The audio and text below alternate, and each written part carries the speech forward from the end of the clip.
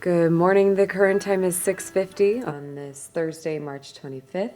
I'm Gabriella Palko with the KCHU Morning Report, News and Weather, and you are listening to KCHU Valdez, 770 AM. Though today has ended, the night's still young, I'd say. Lover, don't go away.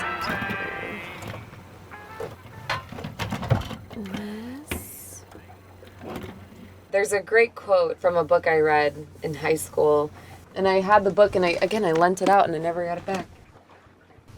That's okay. I figure if people borrow books and they don't give them back, it's like they need it more than I do, right?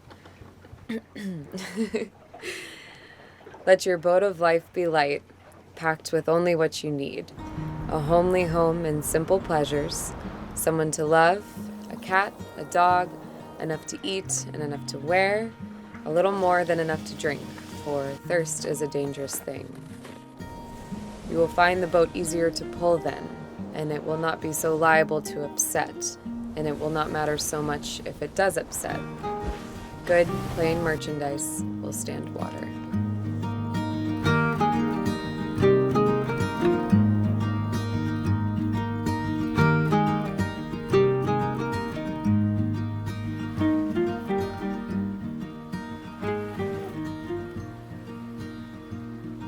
September 2019, I found Zephir.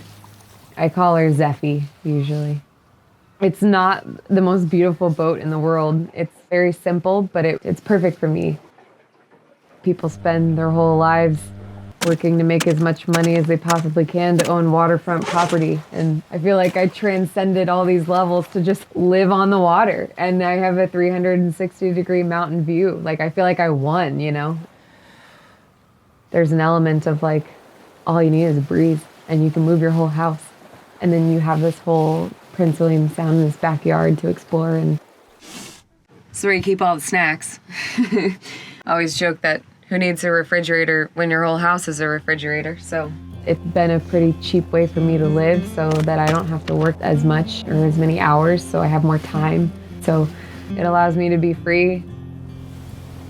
I can just put on a pair of skins and go walking for the hell of it. I don't even really have to ski anything. It's just a nice way to get out here.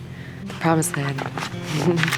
This fall, I bought several hundred feet of string lights and wrapped them around the mainstay, and then we had too much, so we wrapped them all around the anchor, and that's gonna be a bitch to undo in the spring, but it's worth it because it's so dark here in the winter.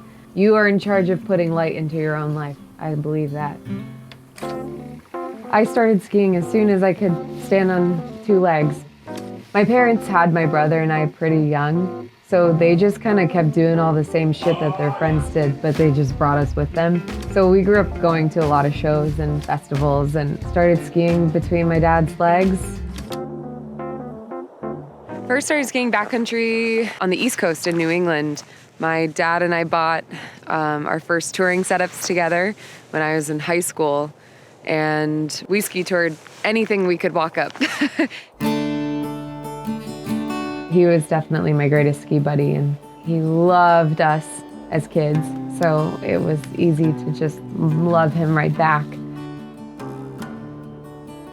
Anytime it would snow kind of over 6 inches, which is like an East Coast powder day, he'd pull me out of school and he'd skip work and we'd play hooky and go skiing, and he'd kick my ass every time. He was very athletic, always in really good shape. Definitely that superhero kind of person to me growing up.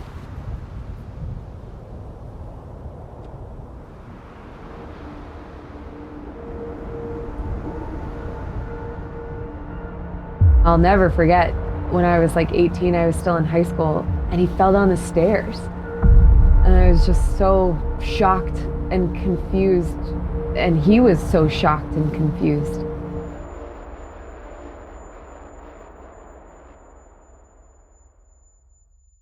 ALS is also sometimes known as Lou Gehrig's disease, and it's a neurodegenerative disease. You pretty much dissolve away and then you choke to death in 2 to 5 years. And that was a pretty big turning point in my life. I went to Colorado College. I studied environmental policy, which is kind of a combination of environmental science and political science. A couple other super fun courses like ecofeminism, and I absolutely loved my time there. But you never knew when it was going to be the last Christmas or the last whatever it was.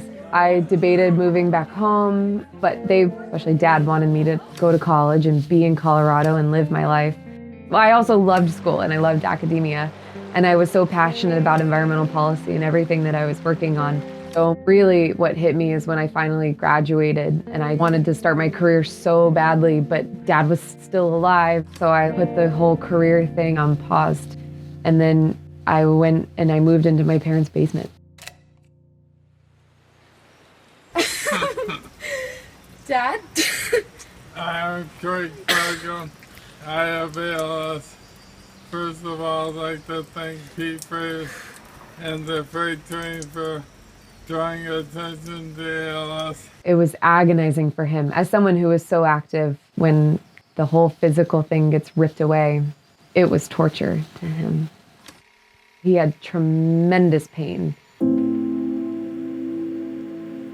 And I was super anxious and depressed, and death was hanging over the head, and there's medical shit everywhere, and I don't know how to fucking caregive for somebody. I've never done this before, and I felt like I was super trapped.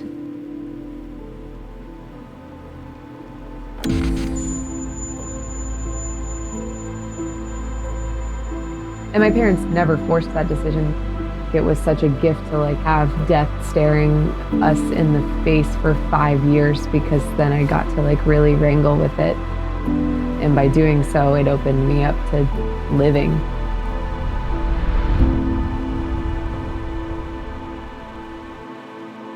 To see almost this mirror image of myself dissolving away, of looks and abilities and career, and it's like, oh my God, what is there?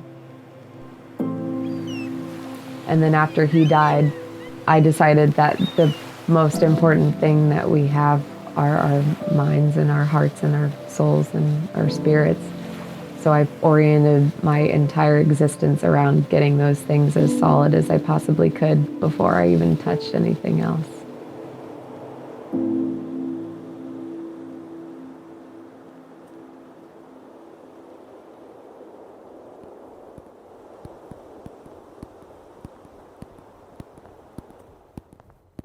I tried an office job after he died, working my way up, and I couldn't stand it. The fuck it was real. Any sort of trivial bullshit, I was like, no, it doesn't matter. The people that choose to live here work to live and don't live to work. They want to be outside and they want to do the things that they love and live life, not just float through it.